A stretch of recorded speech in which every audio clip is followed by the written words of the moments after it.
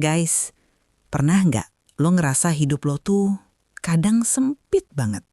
Segalanya terasa susah, rizki seret, pikiran penuh. Tapi di waktu lain, hidup terasa lebih ringan, lebih lapang, lebih lega. Dan yang bikin bingung, kenapa bisa berubah-ubah kayak gitu? Di episode sebelumnya, kita belajar tentang Al-Alim, bahwa Allah tahu segalanya, bahkan saat kita nggak ngerti apa-apa. Dan setelah kita mulai percaya itu, kita mulai melihat satu pola dalam hidup. Kadang kita ditahan, kadang kita dilapangkan. Dan ternyata, itu bukan kebetulan. Al-Qabid yang maha menyempitkan. Al-Basit yang maha melapangkan. Guys, fase sempit itu bukan tanda ditinggalkan. Dan fase lapang bukan berarti kita lebih baik. Keduanya sama-sama dari Allah. Masalahnya kita sering salah paham. Pas hidup sempit, kita panik. Pas hidup lapang, kita nyaman. Padahal dua-duanya ujian. Yang satu menguji kesabaran, yang satu menguji kesyukuran. Dan seringnya, kita gagal di dua-duanya.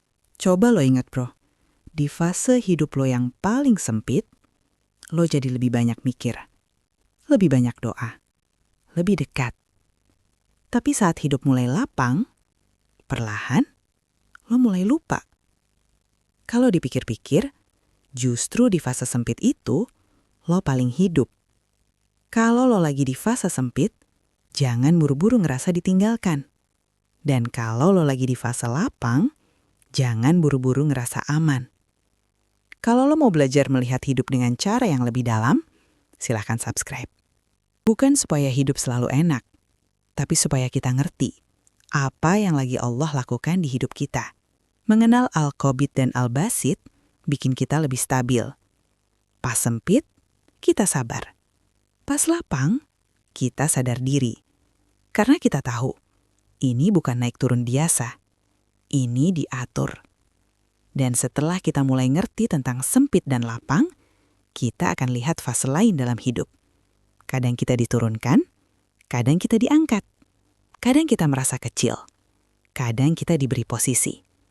Di episode berikutnya, kita akan mengenal nama Allah yang berkaitan dengan itu semua. Karena ternyata, bukan cuma kondisi hidup kita yang berubah, tapi juga posisi kita.